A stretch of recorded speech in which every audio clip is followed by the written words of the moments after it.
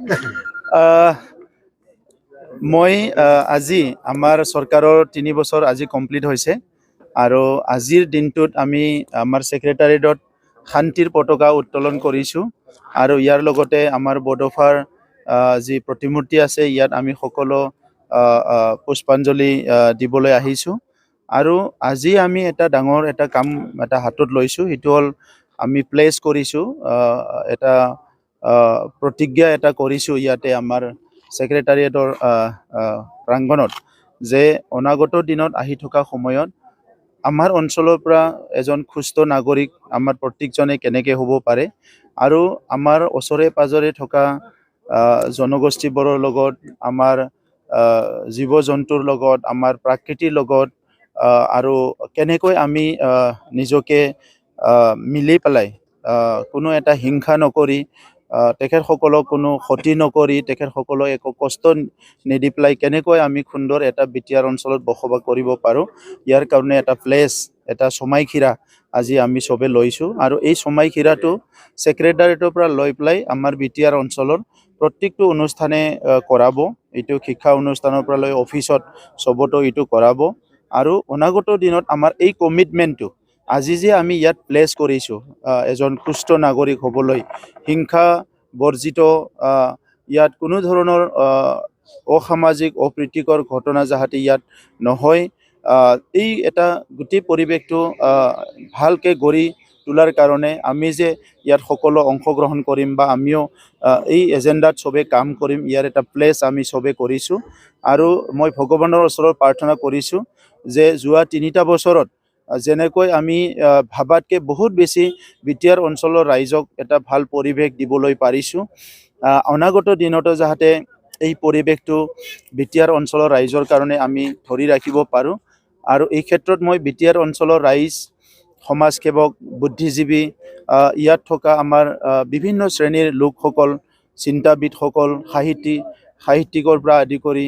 আমাৰ খেতিয়ক, আমাৰ চাকৰিয়াল, যুৱকসকল সকলোকে মই অনুৰোধ কৰিছোঁ যে এই শান্তিৰ এটা যিটো বাতাবৰণ এইটো ধৰি ৰাখিবলৈ যাতে সদায় কাম কৰে, এইটো মই অনুৰোধ কৰিছোঁ আৰু এই শান্তি পৰিৱেশটো আমাক কম সময়ৰ ভিতৰতে এই শান্তিৰ পৰিৱেশটো নিৰ্মাণ কৰাত সকলো দিশৰ পৰা সহায় কৰা ভাৰত চৰকাৰ, অসম চৰকাৰক ধন্যবাদ জনাইছোঁ আৰু আজিৰ আমাৰ মেইন উদ্দেশ্যটো হৈছে শান্তিটো ধৰি ৰাখিব লাগে, শান্তি সদায় থাকিব লাগে, শান্তি সদায় থকা মানে প্ৰগতি আহিব, উন্নয়ন আহিব, চব আহিব।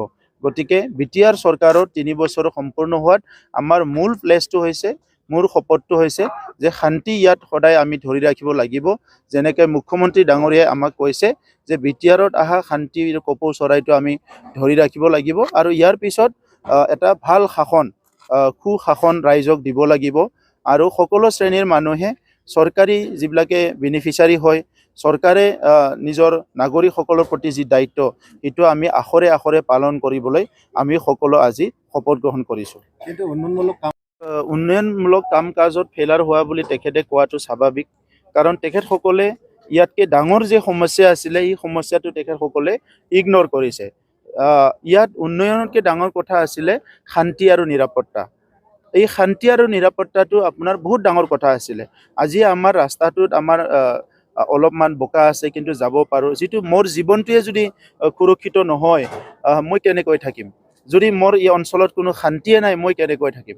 গতিকে 3টা বছৰত যে আমি ভাৰত চৰকাৰ, অসম চৰকাৰ, বিটিআৰ চৰকাৰ মিলি এই অঞ্চলৰ ৰাইজৰ সহযোগত শান্তি প্ৰতিষ্ঠা কৰিব পাৰিছোঁ, নিৰাপত্তা প্ৰদান কৰিব পাৰিছোঁ, সমন্বয় কৰিব পাৰিছোঁ, সেইটোৱে ডাঙৰ এচিভমেণ্ট। এতিয়া উন্নয়নটো লাহে লাহে হৈ থাকিব।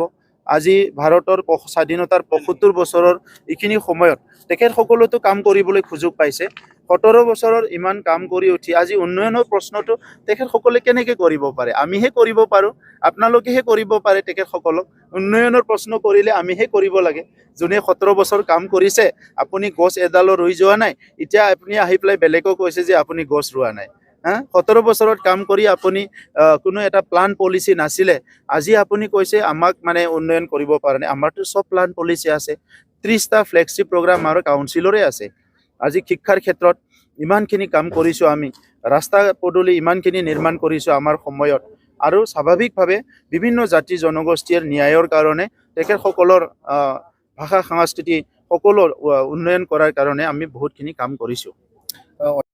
আমি আলোচনা কৰিম, আমাৰ কোৰ কমিটি আছে, আমাৰ নেতাসকল আছে, আমাৰ ৱৰ্কিং প্ৰেচিডেণ্ট MP ডাঙৰীয়া আছে, চবে মিলি পেলাই আমি আলোচনা কৰিম। কোনোবা যদি আমাৰ দলত আহে সেইটোতো আমি কেতিয়াও বাধা নিদিওঁ, কিন্তু এতিয়া আমি ভালকৈ আলোচনা কৰিম আৰু আপোনালোকক ক'ম। যোগাযোগ কৰিছে নেকি? এই কথাবিলাক আপোনালোকক ভালকৈ ক'ম আমি। আমাৰ মাজত যেতিয়া আলোচনা হ'ব, আলোচনা হোৱালৈকে আমাৰ স্প'ক্স পাৰ্চন আছে, তেখেতসকলে আপোনালোকক জনাই দিব।